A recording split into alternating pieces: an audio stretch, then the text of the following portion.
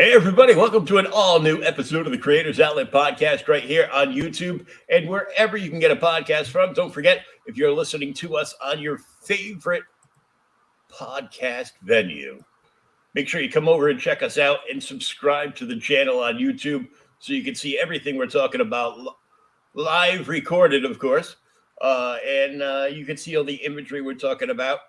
Don't forget, if you'd rather just go to one of the campaigns we talk about in the shows, just scroll for a little further down past the initial image on your podcast venue, and you'll have all the links right there.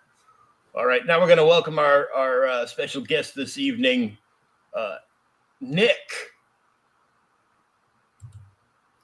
The Phoenix Press guy.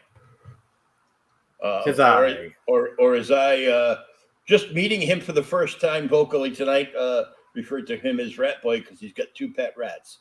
That I do. He's hoping that one day one of them will become Splinter and train him in the ways. Yes, I too desire to learn the arts of ninjutsu.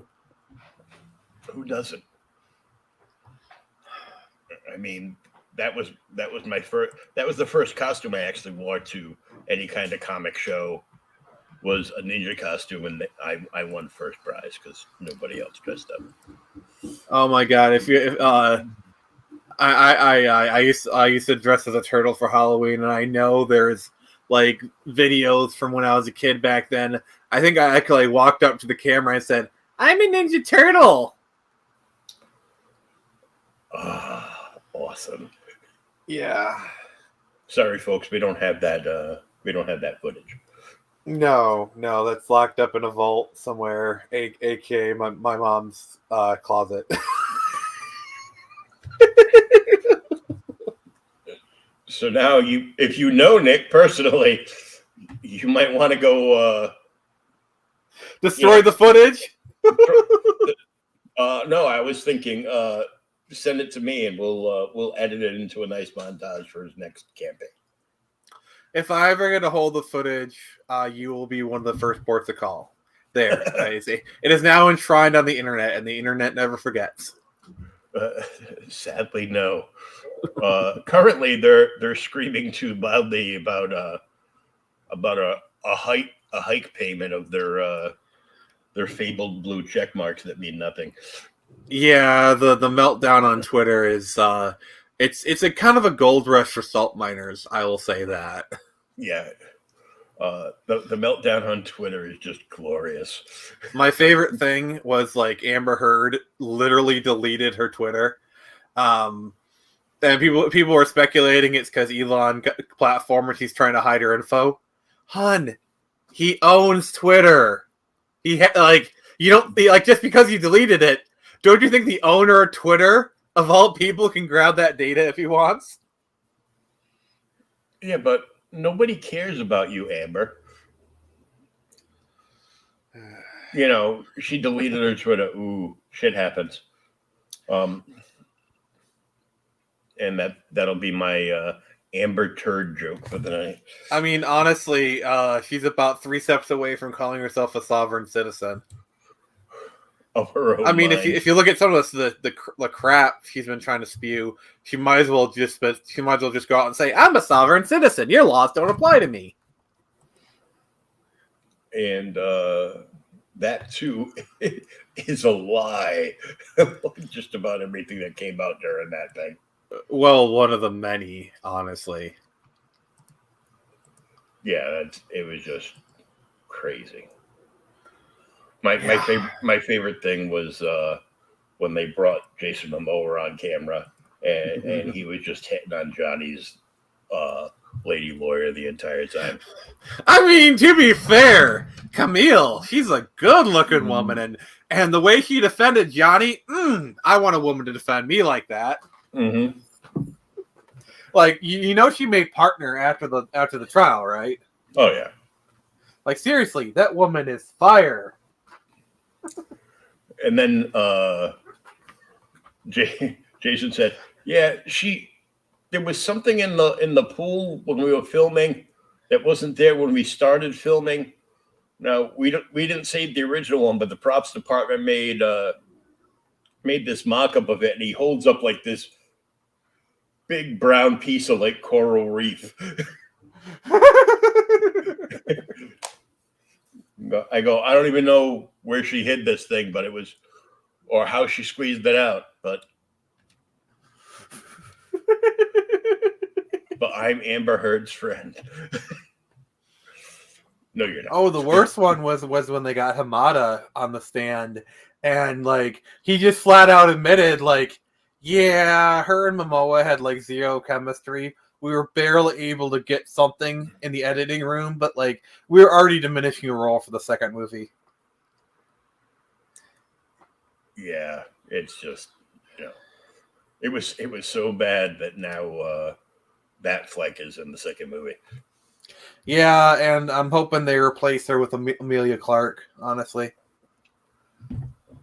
Anybody. I mean, they could replace her with a wet paper bag, and it would probably be a better actor. Yeah. So, speaking of the silver screen, let's skip to IPs of the silver screen, where everything is a comic book movie nowadays. Oh yeah, it's like everything is. It's like every company is a tech company now. They want that sweet money. Yeah, they want that prestige. It was just a little weird, but the only thing I'm waiting to see right now, like I'll watch Black Adam, when it's free on HBO Max. But I don't feel the need to go out and spend, like $30 for me and my girlfriend to sit there and watch a movie for like an hour. I mean, I spent $12 to go see it, but that I did matinee, and I saw it with a friend, so it was like at least a social outing, and it's an okay movie. Like it's not like groundbreaking, but like it's at best solid. That's the most charitable word I can use, even that stretching it a bit. Yeah. On the plus side,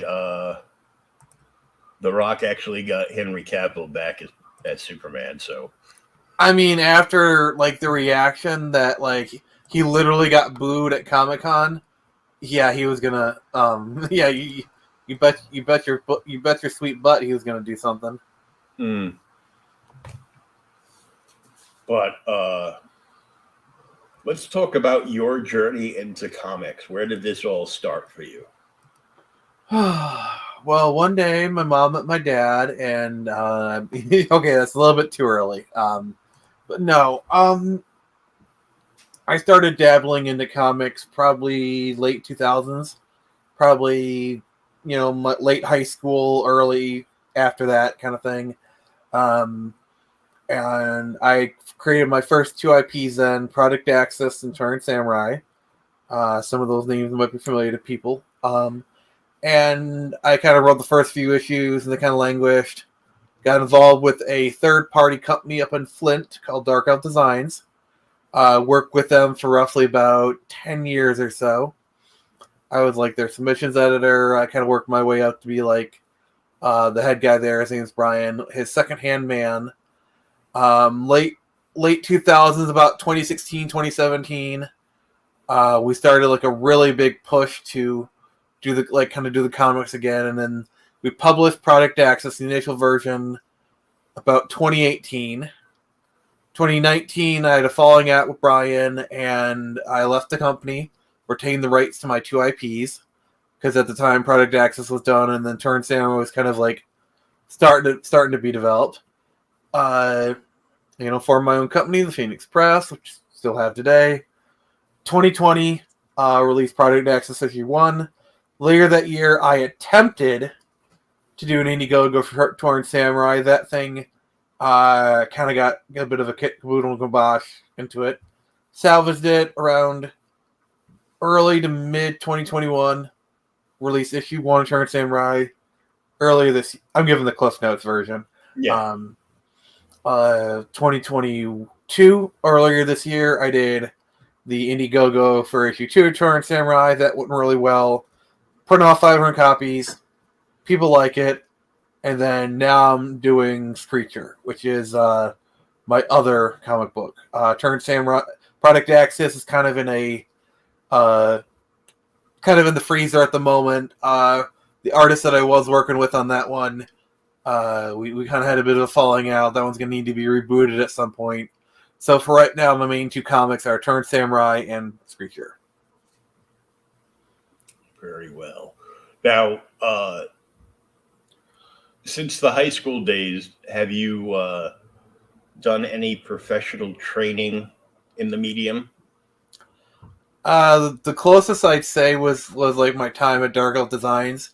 Brian was definitely a really good mentor for me. Like he taught me like a lot of comic book stuff, like how the industry works and kind of this or that, and it really helped me because like by the time that I was like forming my own company, I at least had an idea of how things went, and I felt confident enough that like anything I didn't know, I at least knew what questions to ask. You know what I'm saying? Like I knew enough to know what I needed to know, if you get what I'm trying to say. Yeah. And so that really helped. You know, the fact they had kind of like a 10-year apprenticeship under Brian, and like kind of taught me a lot of stuff, like how printing is done, like for example, like printing is done in multiples of 4.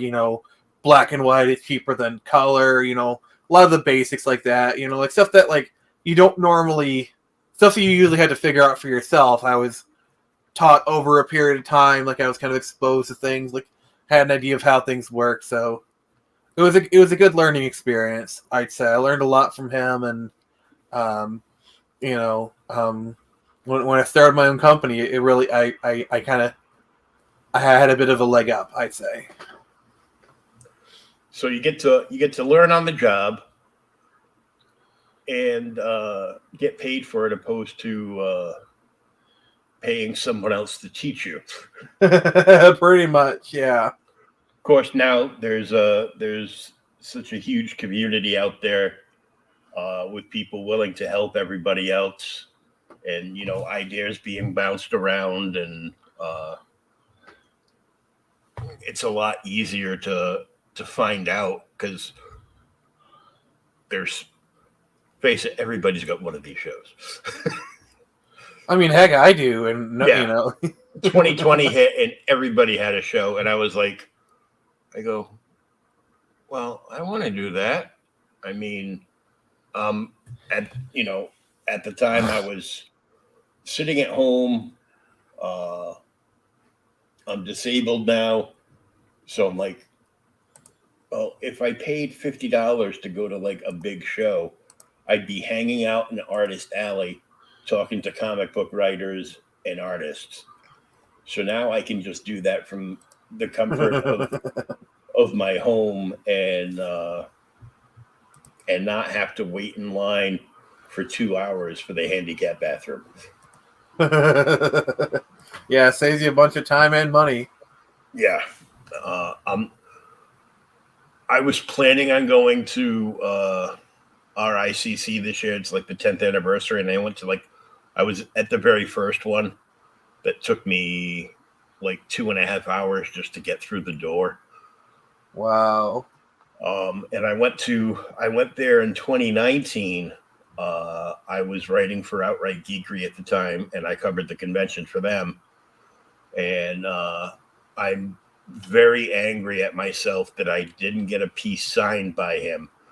But I got to my first day go in, and while they were still setting up, they let me in early as a press member, and I'm in a wheelchair, so they're like, yeah, we're not officially open, but you can go in.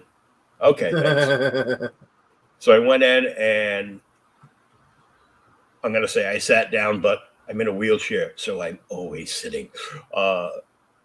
And I talked to Neil Adams for like pretty close to an hour. And, thanked him for so many awesome childhood memories, and, saving the X-Men. That was a favorite story of his. And I just kept the subject on point talking about Neil's favorite thing, Neil. And, it was all well and fine. But it was pretty cool because later on in the day, I got to meet Marty Abrams because when I grew up in the 70s, the Mego toy line had just come out like in the in the mid 60s.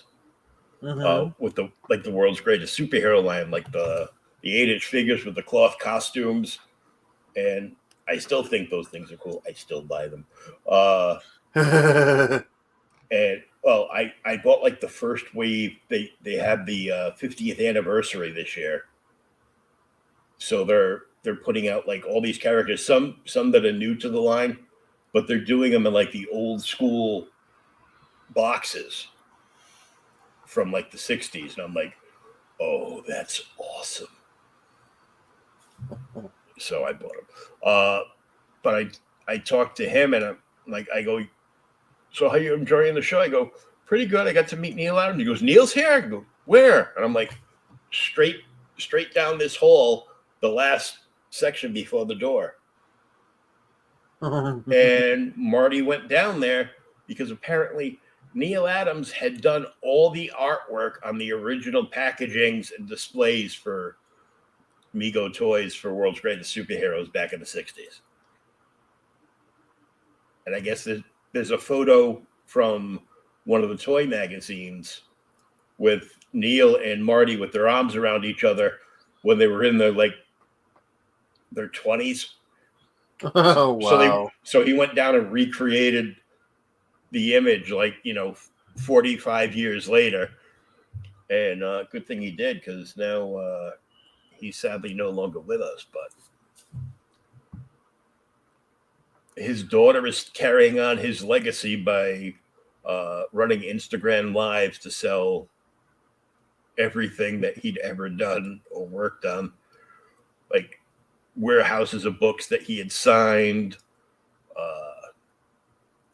I guess like even before he passed, he was pumping out like 20 or 30 like sketches or like full-blown color pieces a week. Yeah, that reminds me of like how Steve Ditko was working on Mr. A comics like up until the year he died. Yeah.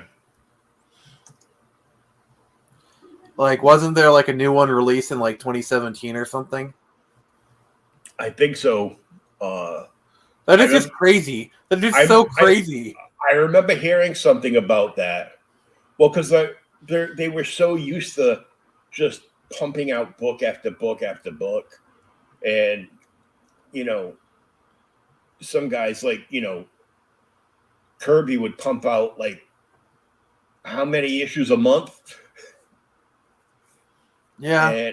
And then, retired. Same thing with Joe Sinat, who I met a bunch of times, and somewhere in my vast collection have an original Huntress sketch that he did. Ooh. A couple of years before he passed. And Bob Almond, who's infamous for inking Black Panther the later years for Marvel, does a thing called the Inkwell Awards, and it's a fundraiser that helps like inkers and artists, because we all know there's no there's no benefits to working this life that so many people love. And so he does fundraisers, and for the longest time he was doing the Joe Sinat inking challenge, where they would take a piece of Joe's original work, get the blue lines, and then they'd make like full-blown like art pieces out of them that would be like the same size, like the 11x17 that you would get from if you bought like an original page or something. Okay. And other artists, inkers, embellishers would come in and sign up for the challenge, and and re-ink and embellish an original Joe Sinnott piece. Joe would also sign all of these. So I have one that my friend Rusty Gilligan inked of Loki on the Asgard throne, and then he embellished a bunch of Nordic runes glowing in the wall. So I got an original piece signed by that Rusty inked, signed by him and Joe. Joe actually signed it twice, so cool. That is so cool.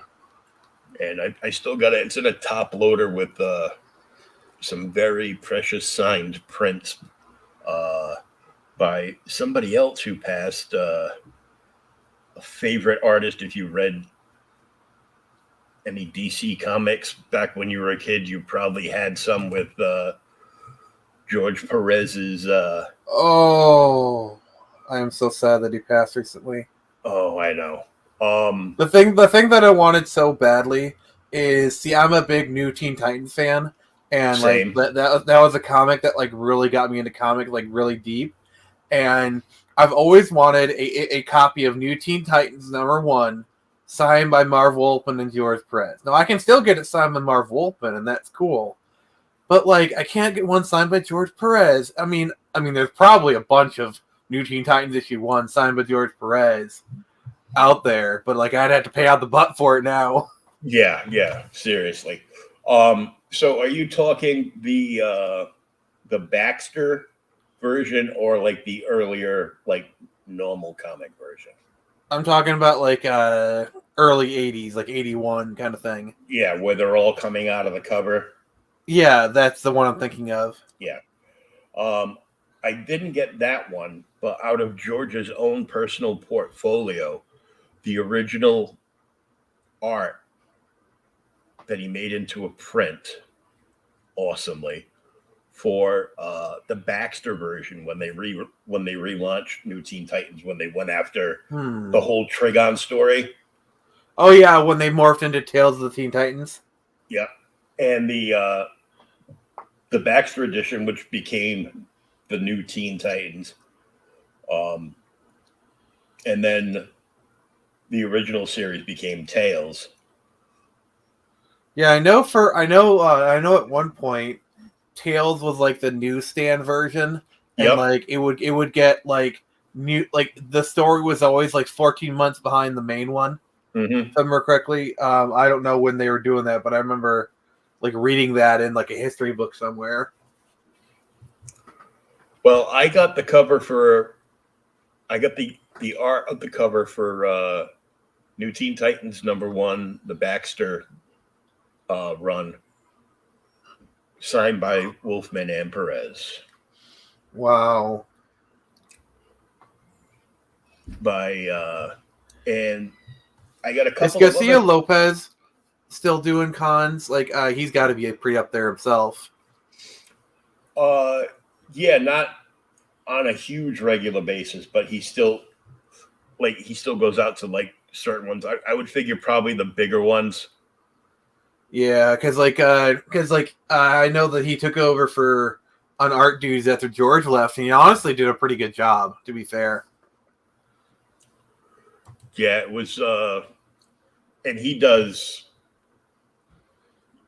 like such good work. My friend Thomas down in Georgia, his favorite DC artist is because he grew up reading the old Superman stuff, and Garcia Lopez did all the art on that, and he was just like thrilled with all that stuff. Yeah, my top 3 is George Perez, Scott McDaniel, and then Garcia Lopez, and then probably number 4 would be Dave Gibbons, just purely because Watchmen. But yeah, I'm a big Scott McDaniel fan because like Nightwing, like the Nightwing run of like the mid to late 90s. Yeah, like the Chuck Dixon, Scott McDaniel run of Nightwing is like quintessential for me. Like I'm a huge fan. Actually, my dream is to have Scott McDaniel do a cover for me, which he actually doesn't charge. Like for like I think he charges like between $1,000 and $1,500 for a cover, which is actually no, he charges about $1,000. Mark Silvestri charges $1,500, which both of them is honestly not a bad deal given who they are. Yeah, I met Silvestri. Silvestri was at the first Rhode Island Comic-Con, and I got to hang out with him like off the floor. I love Silvestri's art. Like Mike Turner's art is like, seriously, if I could pick, like, Mike Turner's probably in my top 5 of favorite. Like, I think Mike Turner like is probably one of the best comic artists that no one talks about. Like, I think he's better than like Todd McFarlane in some instances. Like, Mike Turner's women are like the best in the business. Mm-hmm. No one drew women like him. I didn't collect Mike Turner stuff, but I loved it. And then I ended up collecting it because I loved it so much. And he started doing like this like amazing fantasy world that I think Aspen Comics has now. Fathom or whatever? No, that Fathom was Image. Well, started out as Image at least. Soulfire. Okay. Which was just because wasn't amazing. Fathom originally a Top Cow comic? Like that was kind of like a mega crossover. Like you had like Witchblade interacting with Tomb Raider, which is like one of the wildest crossovers ever. But like it just makes so much sense. Yeah. Stuff like that.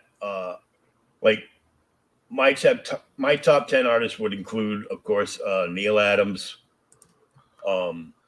Jim Aparo,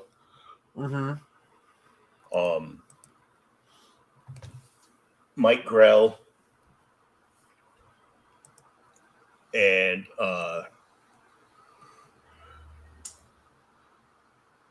Turner.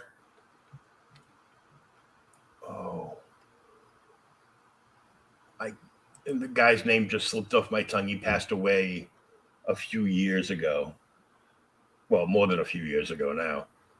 I think everything's a few years ago because I still think it's the 90s. I still think it's the 90s. So. Darwin Cook.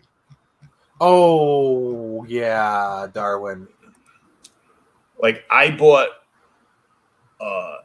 issues of DC that I don't even read because they did an entire, like, Darwin Cook tribute month, so everything had a Darwin Cook cover on it. Okay. And I was just like, I don't care. I'm keeping all these, and one day they will be up on a wall if I ever own a house. All right. Well, if I had to like enshrine a top 10 comic artists, let's see here. This is in no particular order. George Perez. Yeah. Mike Turner. Mm-hmm. Scott McDaniel. Naming the top 3. Mike Turner, Jim Lee. Let's see here. I'm like kind of scanning. I'm trying to remember his John Arita Jr. I feel like he's a very underrated artist. I love his art. The problem with Junior is he used to actually draw like really good. But then one day he decided that he was going to draw everything with crosshatches and scribbles. And he wanted his own style to kind of like break away from his dad. And I'm like, oh, you used to draw Spider-Man so well. I like that style of his. Like his work on Kick-Ass is really good. Like the stuff like, and that was you got to realize Kick-Ass is actually in his late career. Like he's still active in the industry, which is like really nuts. But like you got to realize Kick-Ass was like towards the end of his prime. You know what I'm saying? But it's still some of his best work. Honestly, his work on Kick-Ass.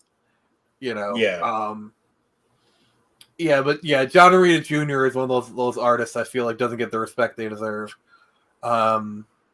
Michael Turner gets a lot of I think Mike Turner is starting to get some respect. I think our people are starting to go back and realize, hey, he was pretty good. Thank you for that. While book artist, I'm going to name Bruce Timm because his art was like really influential for a lot of comic art. You know what I'm saying? Like his work on Batman the Animated Series. Oh yeah, that was just his animated book like inspired like an entire generation. So, and it's still having an influence. You know, like the whole DC animated universe style. Like, because to be perfectly fair, like Batman the Animated Series is actually a huge influence on Screecher. Like Screecher is very much kind of inspired by like late '90s, early 2000s, kind of comics, and like a lot of the DCAU is like a huge influence on it. Like, I mean, just one look at like the art, and you can definitely see those influences. Yeah, when I was like scanning the campaign the other day, I was like, this has got like a lot of like old school like cartoon vibes. Yeah, like one of the things I loved about the DCAU is they rode that line between cartoon and serious really well.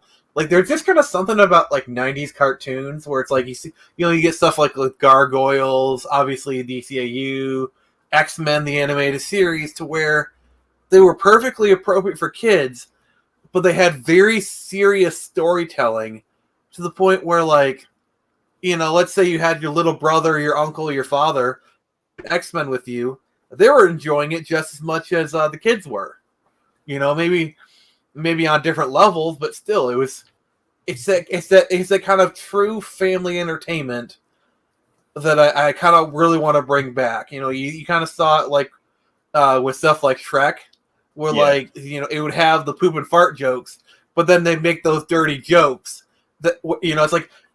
I always wanted to capture the moment where like a kid's watching a movie with their parents, all of a sudden the dad chuckles, and the kid's like, "What's so funny?" He's like, "You'll get it when you're older." And then when you watch it when you're older, it's like, "Holy crap! This film is a lot dirtier than I realized." Yeah, I call that the Looney Tunes effect. I'm laughing because you're right. I'm laughing because of how right you are. Yeah. I'm not laughing at you. I had the exact same thing that you just described. I had happen. My daughter's 14 now, so when the Angry Birds movie came out, and I rented it I got it on demand because she wanted to watch it with me. That exact same thing happened. What's so funny? Nothing. I was just thinking about something. Pay attention to the movie, Dad. I'm like, okay, I am. What? Nothing.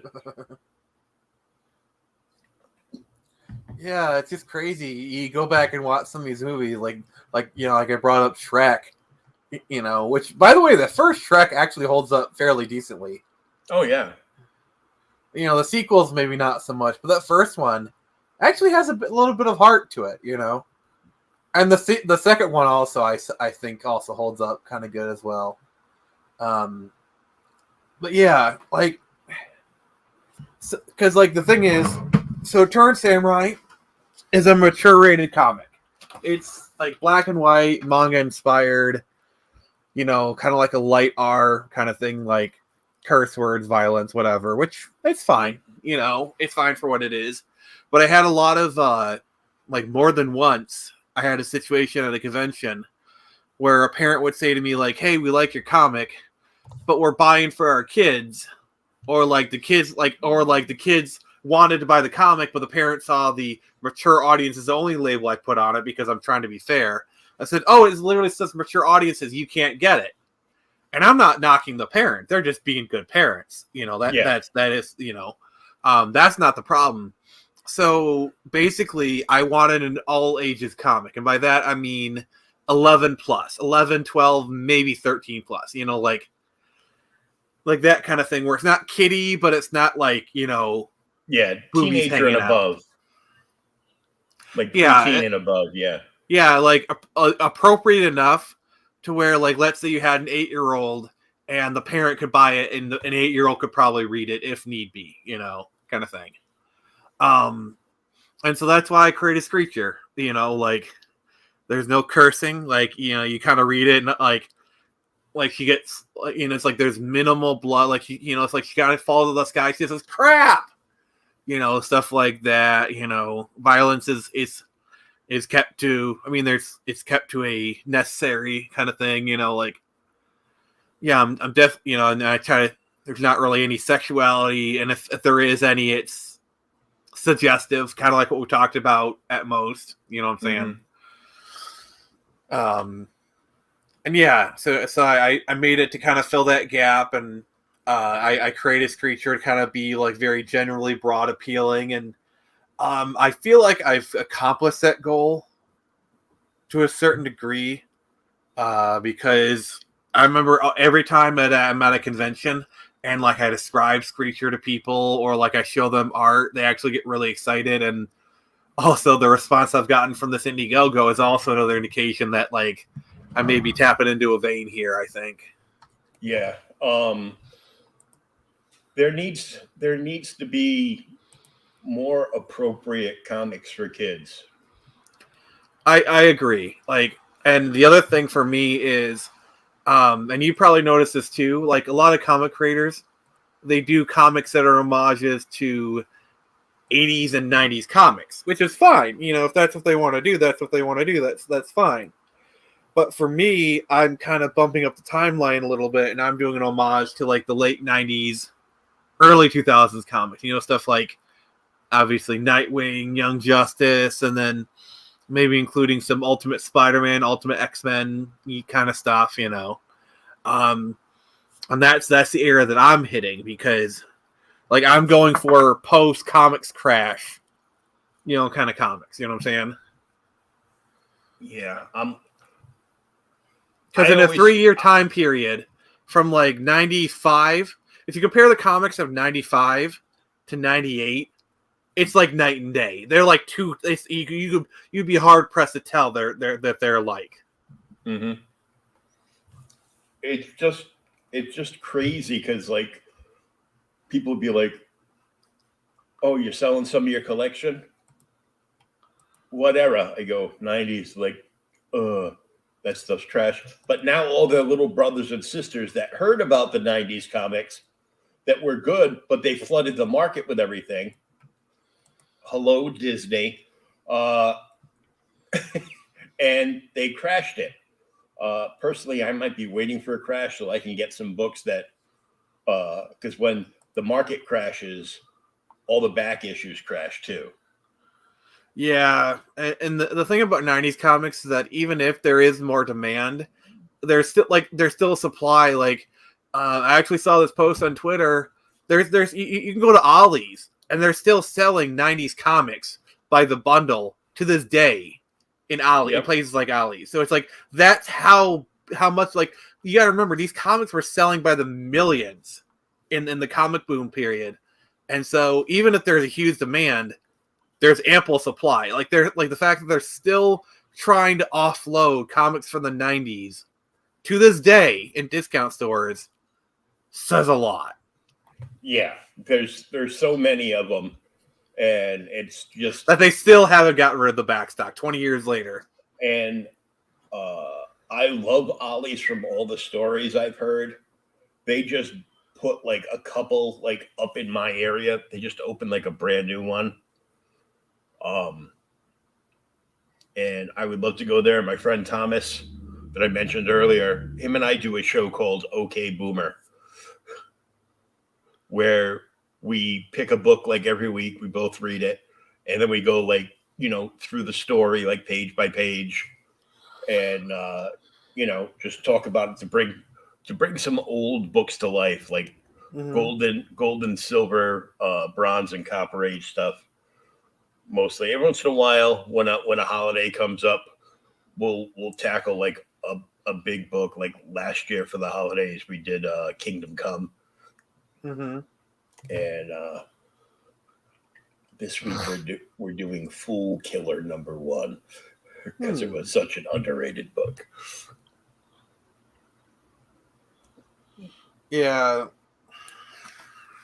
And I feel like as time goes forward, we're gonna see more early 2000s comics homages. Like, honestly, I think we're gonna see like an ultimate spot. Like I feel like probably within the next 5 years, some mad lad is gonna create like a comic that harkens back to like Ultimate Spider-Man, Ultimate X-Men. Because like I feel like those early Ultimate comics were something special. Like they had this very unique feel to them, the very unique texture. And their approach to comics, not just the art, but like honestly, I really love the art of the early 2000s, especially Marvel. Like their kind of pseudo 3D-ish art. Like what's really crazy is Marvel was going for more of a three-dimensional kind of look with their art, while DC at the time was very flat. Like DC Comics, and I love both of them. I love the art of both of them. But like if you look at like the Batman comics of like 2002. It's a very flat look.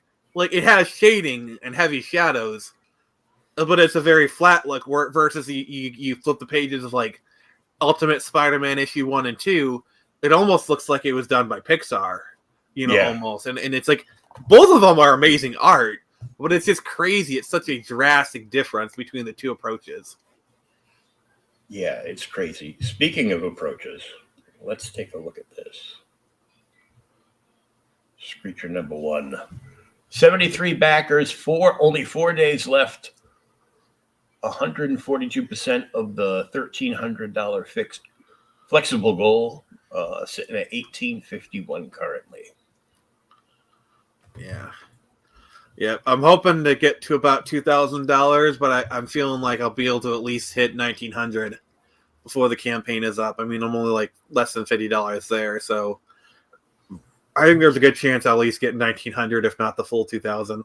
Yeah, it'd be nice. Well, as you know, when you approach like the last couple of days, Indiegogo or Kickstarter will send out that, hey, did you forget about us? Because here it is, and there's only 48 hours left. Yeah, $2,000. I hit the next stretch goal, so at least there's that bit of a carrot there. So first, let's take a look at your trailer.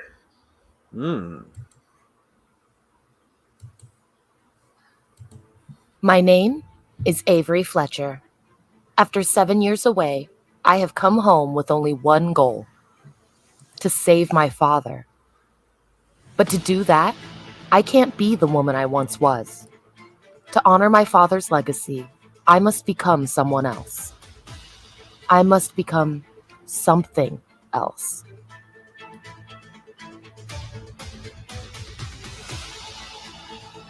I must become Screecher.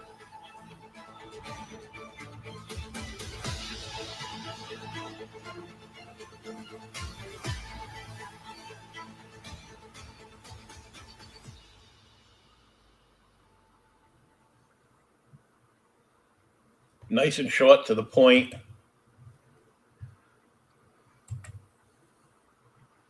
And it reminds me a little bit, like I said, when she's in costume, I get like that, Batgirl 66 vibe a little bit. I also see the Screecher logo and think Court of Owls. That's a pretty low-hanging fruit, but yeah. Yeah.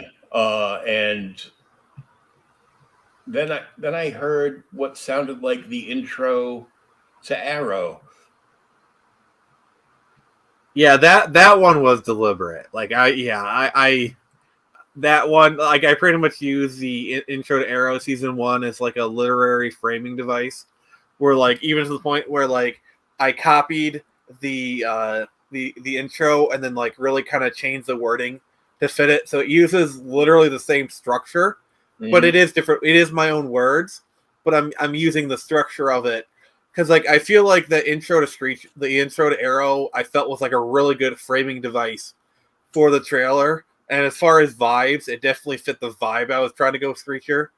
So it just worked out perfectly. And so yeah, I copied the framing device. Yeah, the first couple of seasons of that were awesome. Yeah, the first 2 seasons are literally perfect television, in my opinion. And then he stopped killing people. I'm like, oh no. And then he killed people, and then he stopped, then he killed people. Yeah, and I'm like, he didn't deserve to live. Yeah, there's actually a YouTube video I once watched that like they so perfectly satirized it. It's like a YouTube channel called Warp Zone. I'll send you a link after the show is done. You can get a chuckle out of it. Cool. Now, let's first talk about your featured tier. Yes, sir. So, featured tier, $50. It's limited to 20, and 9 out of 20 are sold. So you're almost halfway, 50% sold out of this. What is included in the featured tier? So the featured tier is everything like non-collector wise. So you get a physical copy of the comic, you get the holo comic, you get trading cards, you get a digital comic, and then also you get a print along with it. Okay, cool.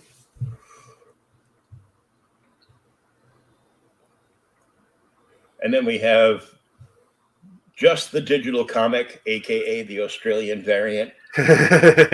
You're welcome, Mr. Bancroft. Yes, just for him. That tier was made just for him. Yep. I can hear his theme music already and chuckling at his intro.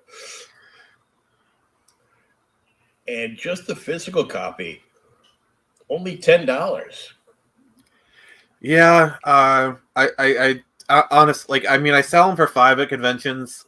The extra $5 is just more for fundraising purposes. I mean, shipping is extra, so you're kind of paying like close to $20 for it. I don't know. I don't really like selling my comic for too much of a markup. I mean, honestly, even selling it for $5 at conventions, I don't like doing it. But like, because it costs like sometimes $2.50 to print. If I could, I would sell my comics for $3. But that's just nowhere near economically feasible. I might be able to get away with $4, but like just $5, it just kind of feels comfortable. It gives me a comfortable little meat on the bone.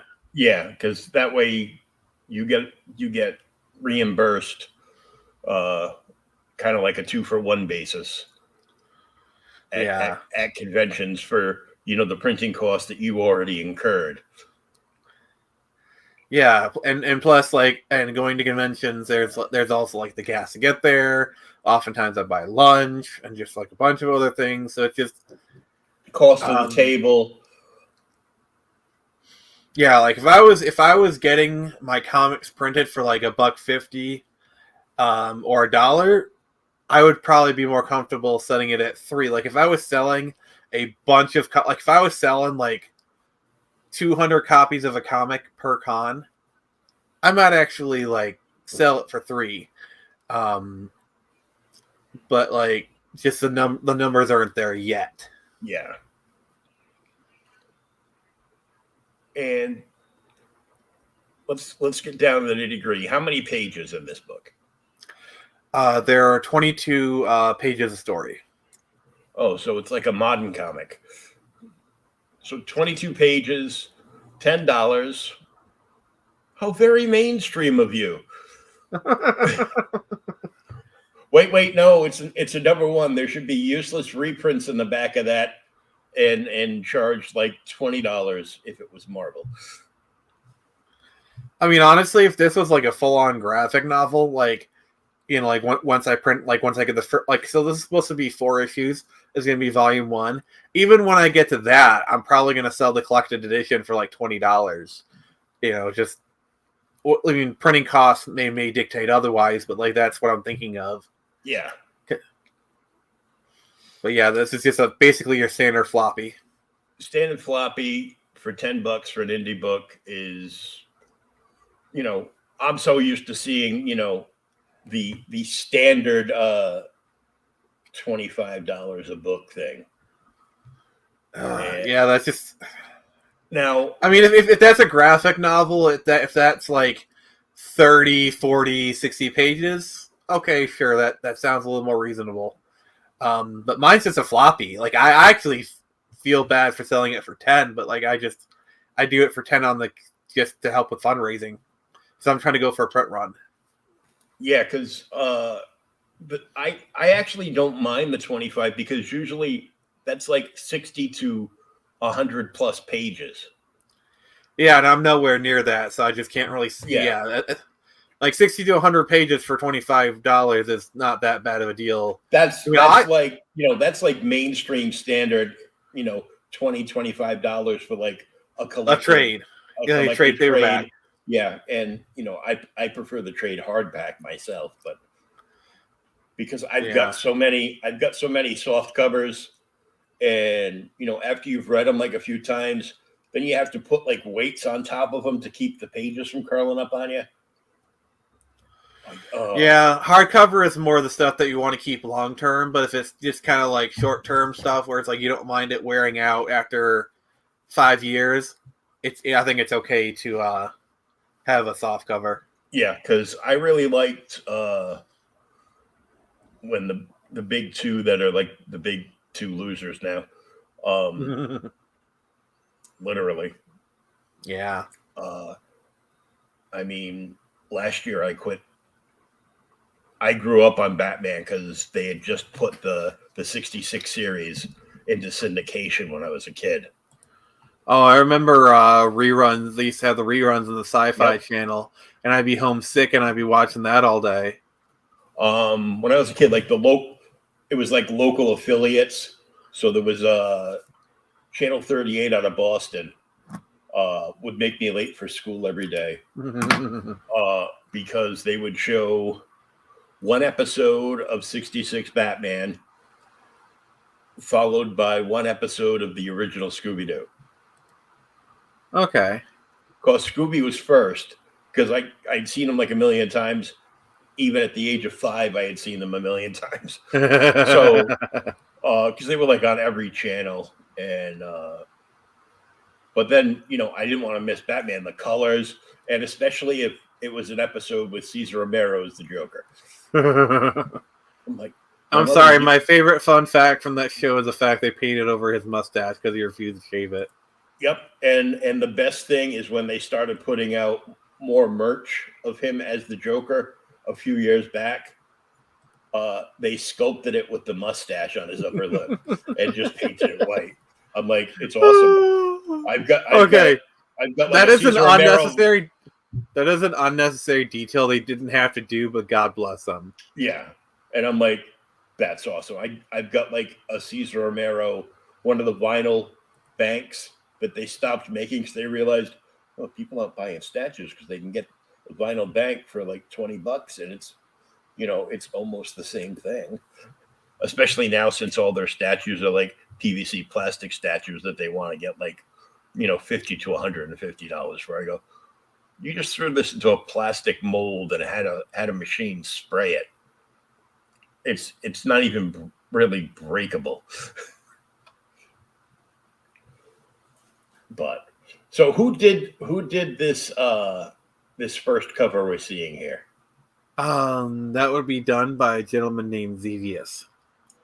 I know Xevious. I asked him Yes. to be on the show, and he said, "Well, wait till I get something to come on the show about." Okay. $10. It's a great price. There's a close up of that cover. I love like the lighting glare off the headlamp of the bike. Yeah, he was like, honestly, that dude was so great to work with, so patient, so very kind. Like, like, obviously I'm not as like much of a professional as him, but like, he treated me fairly. He treated me so well. I am so glad I went with him, and I will definitely be working with him again. Cool. And honestly, I recommend anybody, seriously, hit him up. He'd be more than happy to work with you. Yeah, keep indie artists working, because if not, that coffee doesn't pay for itself. I'm telling you. And Even when they go on sale at Michael's, those markers are still expensive if he does anything physical. So Yeah, I remember when I was taking art courses at my college, I had to buy a lot of those art supplies. I still have them. Oh my God, were they expensive? Oh, I know. So tell us about the goodie bag here. Oh yeah. So with this one, you'll get stickers, the trading cards, as well as the comic. The sticker itself being designed by 6 a.m. Nice. Yeah, I was going to ask. I go, that style looks familiar to me. Well, now you can own some more. Oh yeah, and only $20. Yep. And then so everything physical is $9 domestic shipping, and then $25 international. And then $75 Australian. Yeah. Yeah, 75 dungaree dues. You just have to do the math. Now I have to ask, because you have a hollow foil cover. Yes. But there's no picture of a hollow foil cover. Yeah, that's because I don't have one made yet, so it's like, do I just do the cover over again? And I think because there's no picture of the hollow foil cover, which is why it doesn't look like anybody outside that bought outside of the featured tier, bought it separately. Yeah, pretty understandable, honestly. It's like we're visual people. We want to see what we're buying. Oh yeah, I totally get it. I completely get it. I'm not even mad. I'm not even mad, upset, or frustrated. I totally get it. Okay, tell me about the Talon edition. All right, this one is the collector's kind of tier. Basically, you get everything in all the comics tier, and you get an additional third comic, which is spot foiled and will be spot foiled in purple. It's limited to 25. The people who order this get the early numbers, and they also get a print signed by both me and the print will be signed by both me and Xevious. It's going to be limited to 10. They're going to be hand numbered, so it's 1 to 25, Mm-hmm. And then also they get their name in the back of the book. Talon edition is $100, but you get some super extra perks with that. Yes.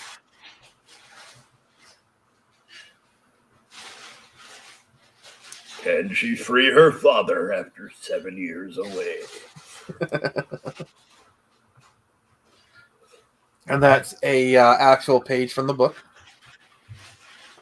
And I'm looking at the feathers, and she got the little owl ears coming up out of them. That of course look like horns in the shadows. Yeah, it's good for the silhouette. I'm and it gave me a quick flash of Sorceress from He-Man walking away. Yeah, so basically, Screecher's inspiration, costume-wise, is a mixture of a bunch of different things. You got your Batman/Batgirl, Moon Knight. Then the cape is lifted directly from Dove from the show Titans. Yeah. If basically, literally, it's I lifted that cape, because it's just such a great design and it fits Screecher so perfectly. Hood-wise, I was kind of aping off of Assassin's Creed a little bit with how it's pointed downward and whatnot. With Moon Knight, I was really trying to go for the blackness and then the eyes, but you could kind of see her mouth, kind of like the Batman kind of thing, where it's all in shadows. And then equipment wise, I was kind of confused for things she has claws, kind of like Black Panther, and you see in that panel where I do a straight homage to the poster, but she's looking down at her claws. That's meant to be an homage to Black Panther. Rest in peace, Chadwick Boseman. And then you get the talons on the feet. Yep, those are used for grasping onto walls and stuff to help her either climb or hang, but also she can swoop down like a bird of prey and pick people up using those talons. And then I see a very Batman the Animated Series grappling hook coming out of her arm. Yeah, that's made to be like kind of like a redundancy. Like you can fly like Batman Beyond style, but like the grappling hook is either for when the flight system doesn't work or when she wants to be silent. And I would take that's a collapsible grappling hook. Otherwise, it'd be a big giant grappling hook like on the outside of her arm. Yes, it is collapsible.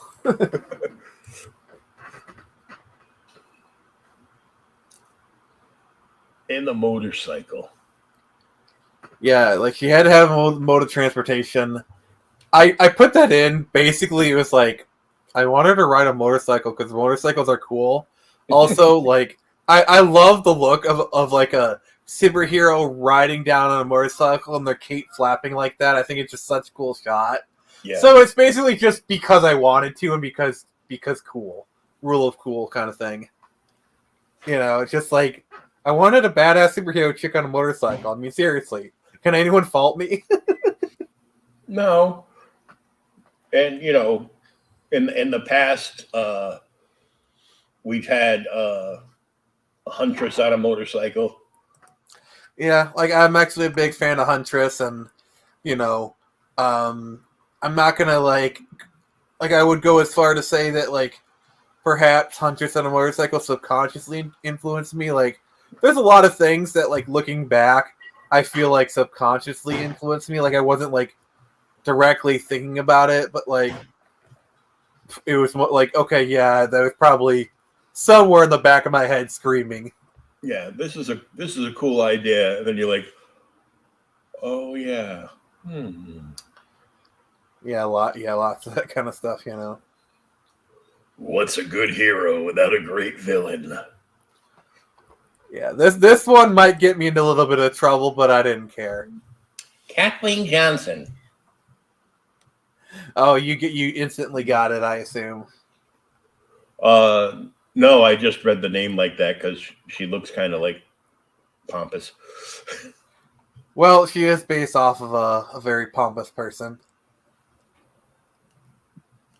Kathleen Kennedy. Oh, God.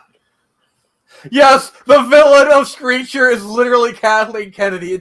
It becomes even more obvious. Her assistant is named Lucas Stevens. Oh my God.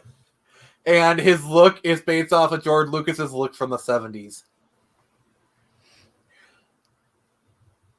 I couldn't help myself. Like I just couldn't help myself. It's just at first I thought like, oh my God, people are going to give me such crap for this, but like not everyone is really picking up on it. So I'm kind of hopeful, you know. And of course, fulfillment's being done by RJ over at Critical Blast, where pop culture gets blasted. When you want to get it done, you hire the best.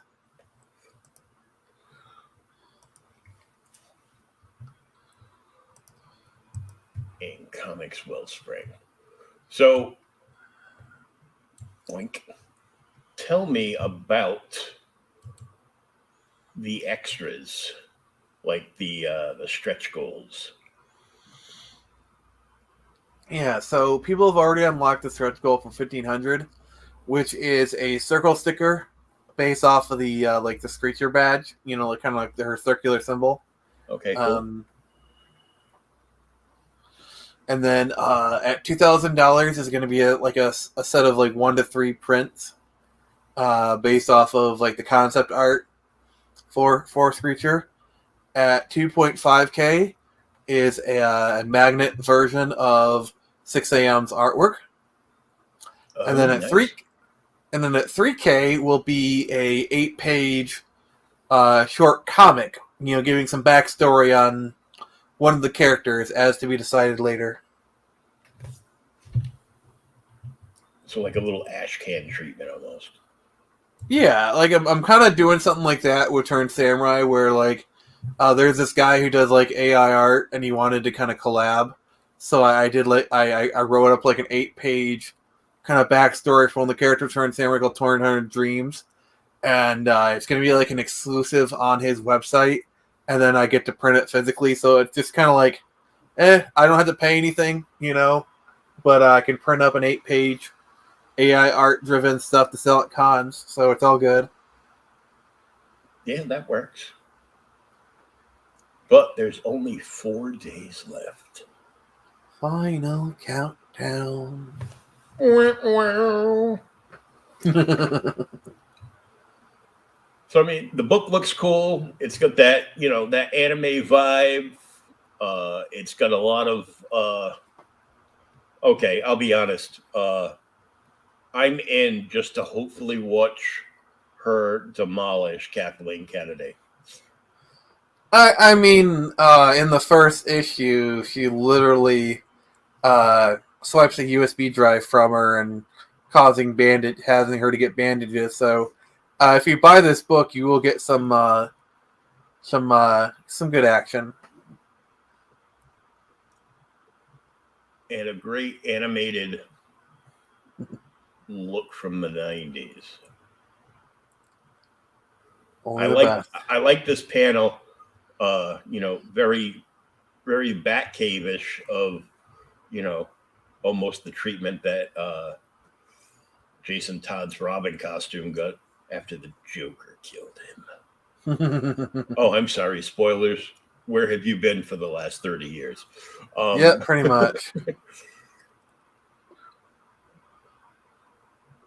But this is just a cool image. Yeah. So now let me ask you, are you planning on trying to put one of these out more than once a year? I would like to eventually. It's just the way I do things doesn't really allow that. Plus, because the same artist works on both Turn Samurai and Screecher, and I really want to work at both. I really want to do both books at the same time, especially since Screecher is a little bit farther along. I'm planning up, so I'm going to be putting out 2 books a year, but it's going to be 1 Screecher, 1 Turn Samurai. So it just would be unfair to the Turn Samurai people to have them wait 2 years for a book. You know what I'm saying? Yeah. Because I don't want to be that kind of person where it's like, oh, Screecher's this huge hit, I'm going to prioritize that.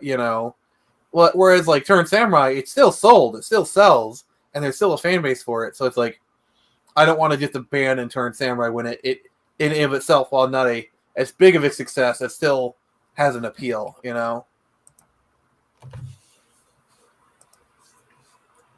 You ever think in the future of possibly launching an issue of both of them together on the same campaign?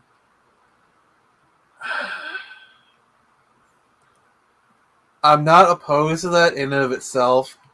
It's just the way I do things. I like to have the book done before, or at least mostly done, before I launch the campaign, because I feel like it kind of instills confidence in it. Because at that point I'm only really going for a print run.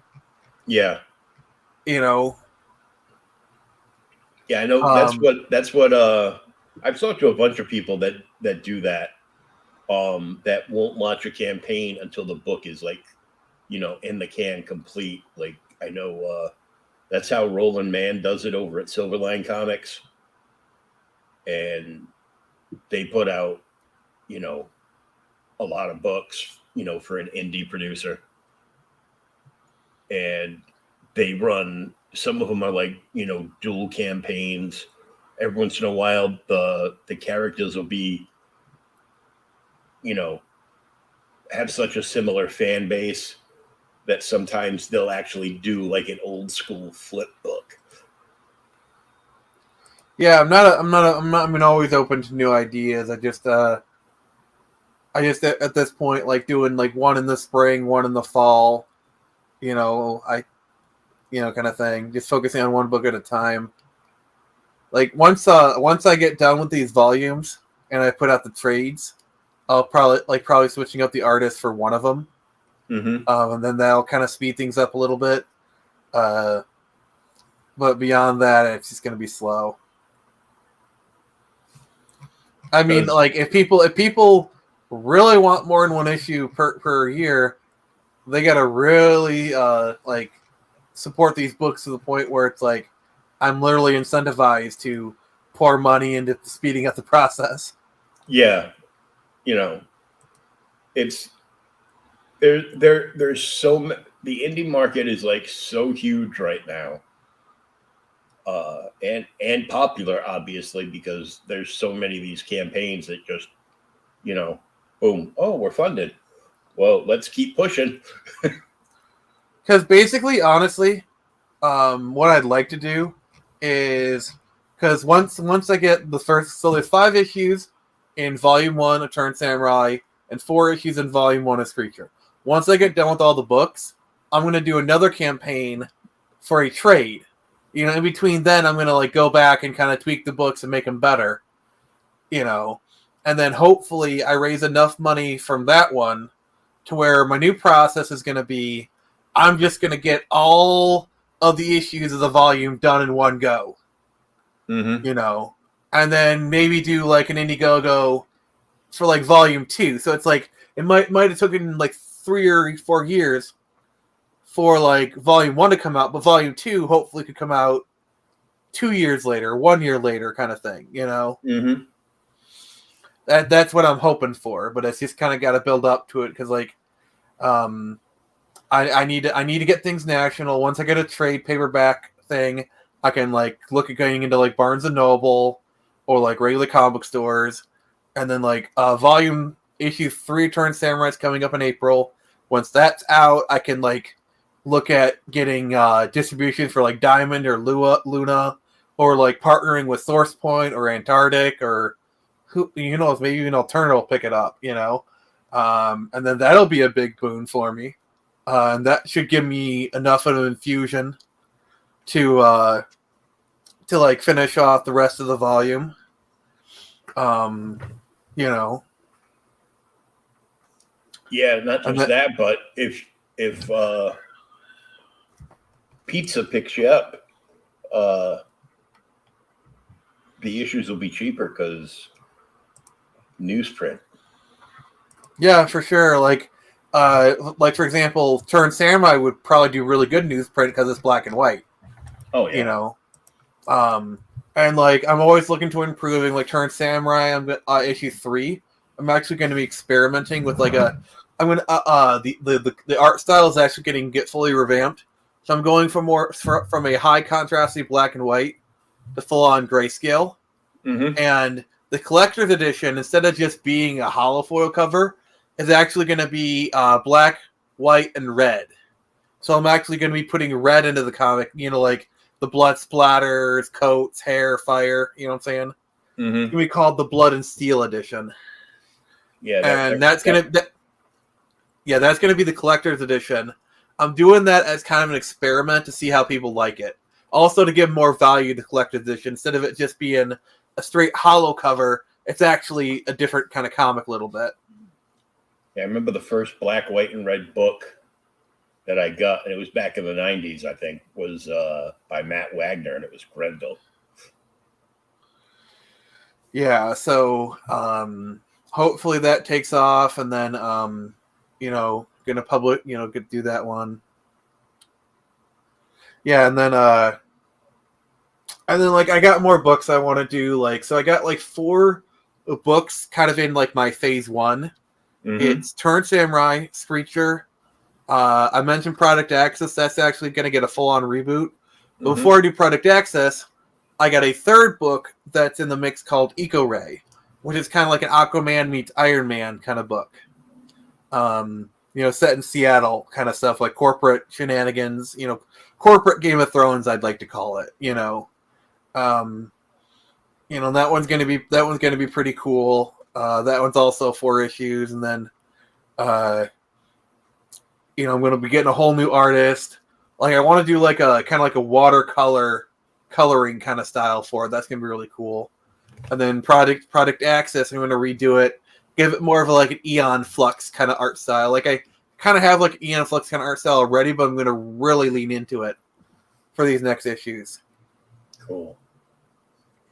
Yeah, what a lot of people don't get is well, why is it so long between issues? Because this doesn't pay the bills. This is just something I love to do. And I got to work a real job sometimes a crappy job. But I gotta work a real job so I can keep a roof over my head and do what I gotta do, and still make comic books. Yeah,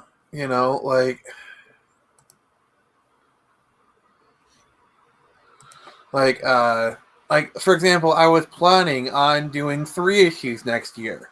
Like I was gonna do Screecher, Turn Samurai, Screecher in the summer, and then Turn Samurai issue 4 in the fall. But like because my artist takes like 3-4 months to do a single book, it just wouldn't be viable. Like I might be able to do it, but I'd be really pushing myself. It'd be really freaking stressful, and I just figure it's best just to do 2 because like I've proven I can handle 2 Indiegogos in a year. So just do that and just do more cons, and then go from there. It's just not viable. Like I'm gonna have to bring in another artist if I want to put out more books, but that's just gonna take a bit. So you got to build the fan base so you can bring on another artist, because another artist means more money. Yeah, like I'm hoping by the time I get to Eco Ray, I basically have a whole new team for that one, and those people run a lot faster. So it's like, I hopefully have enough money to where I can just get everything done. Like just take a year, get like all 4 issues made, and then the next year, do a big Indiegogo for the trade. Yeah, it's a good plan. This book looks like really cool. I like the aspects of it, and I'm sure like most people be like, the villain is Kathleen Kennedy. Yeah, and it's just gonna get better. It's Kathleen Kennedy-esque. Yeah, and it's just gonna get better. Like issue 2, there's some cool stuff. Like a new villain appears, a villain that's kind of more like on the street level kind of thing. It's like it's and like the villain has like a connection to Avery's past, and like the cool thing is the villain uses a rope dart, kind of like Scorpion. Mm-hmm. Yeah, and yes, there will be a scene where the villain says, "Get over here." Yes, I have no shame. Get over here. It's like, it's sometimes it's just like I love my references and I can't help myself. So hell yeah. But yeah. So yeah, it's gonna be 4 issues. I mean, heck, in issue 4 of Screecher, there's an entire sequence that I wrote that's literally an homage to the takedown scenes from Arkham Asylum. Oh, cool. The ones where like you're perched on the gargoyles, you got to like stealthily take down the guards. Oh, I love that. Yeah, there's literally a scene where I do that, where like I actually like emulate some of the takedowns, and I even copy some of the lines the guards say.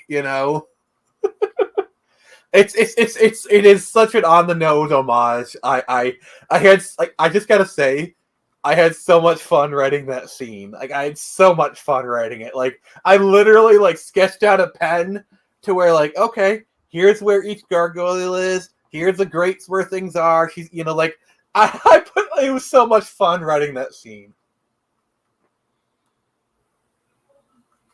Yeah, I'm just having flashbacks of playing Arkham Asylum in my head. I haven't touched a console in like 7 or 8 years. There's a lot of good games coming out. I mostly play on PC and Switch myself. That's my jam.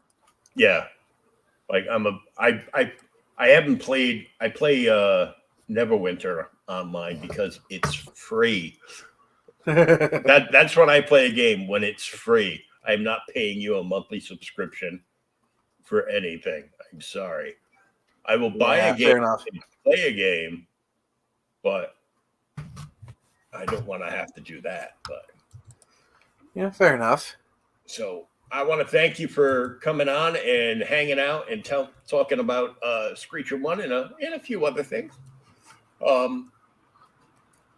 And I wish you all the best with this.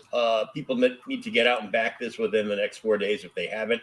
If you've already backed it, please share it out on all your social medias to get more eyes on this.